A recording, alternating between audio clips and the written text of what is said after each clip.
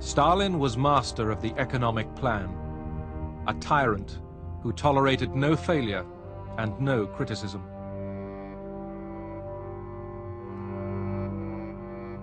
Privately owned fields became collectivized prairies. The cost of collectivization was the murder of millions of peasants and renewed famine. The truth was kept secret. People didn't really know all about the bad things. All the achievements were put down to his initiatives. Those who knew otherwise would shut up. They knew if they said anything, they would be imprisoned and shot. It was a regime of terror.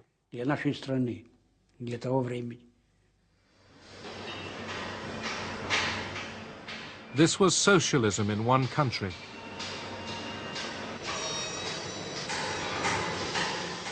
Heavy industry's output doubled in 10 years. Moscow trials tore away some foreign illusions.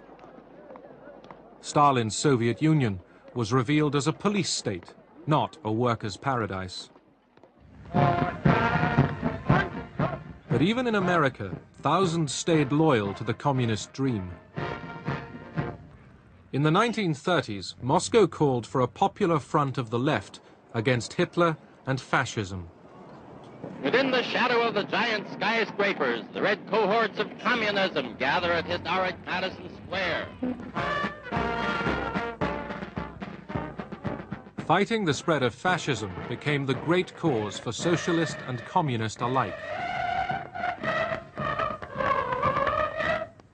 Doubts about Stalin were repressed.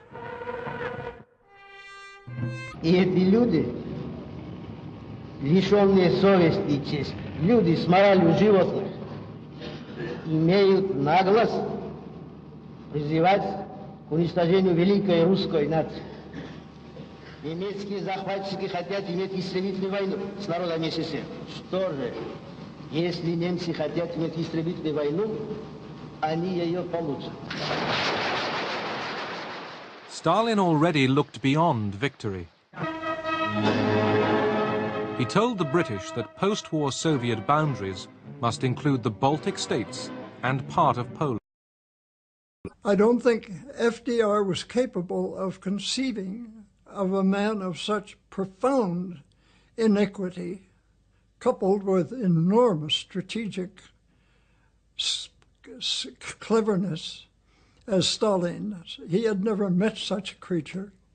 And Stalin was an excellent actor, quiet, affable, reasonable. He sent them all away thinking this really is a great leader.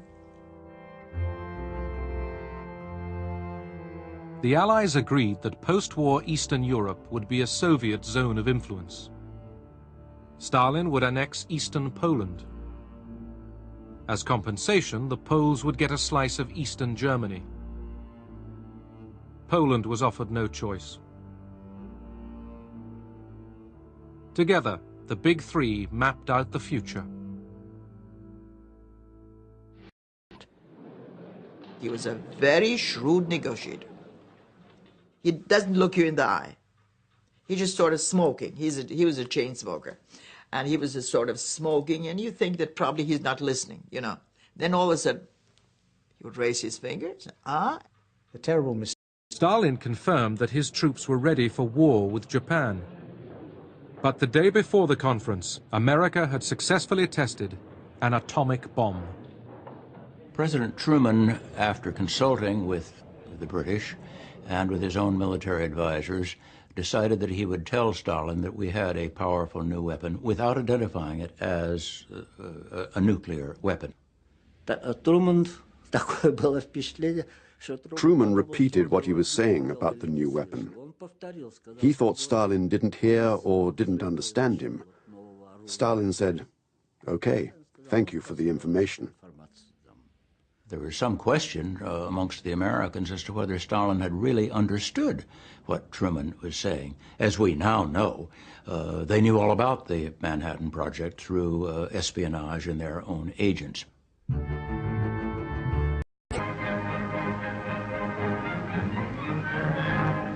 Stalin was at the zenith of his power.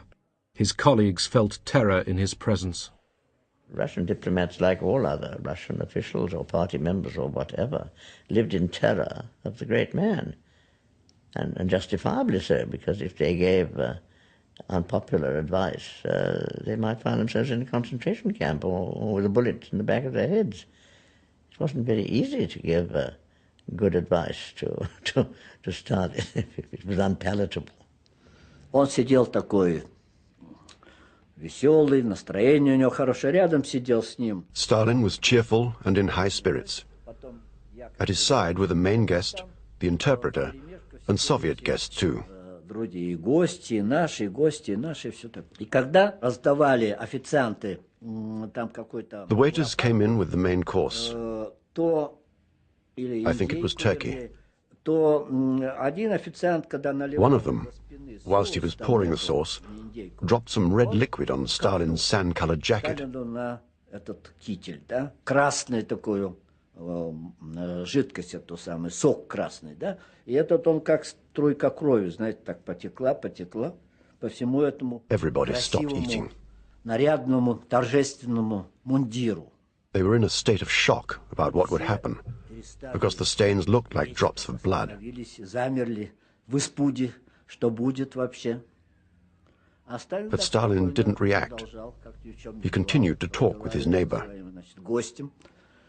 Вот к нему там подскочил какой-то обслуживающий шеф, там обслуживающий. Then another waiter came up to him with some water and offered to sponge it out.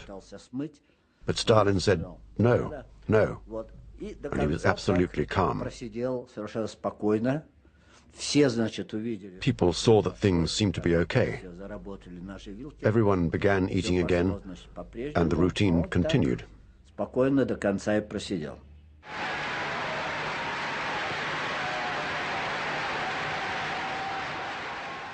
To mark the Soviet elections, Stalin made a grand appearance.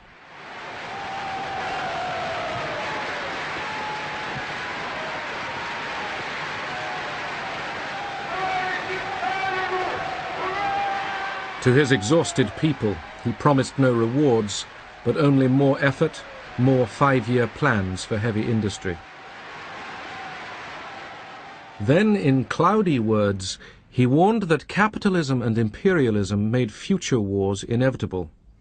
Did this mean war between the Soviet Union and the West? Abroad,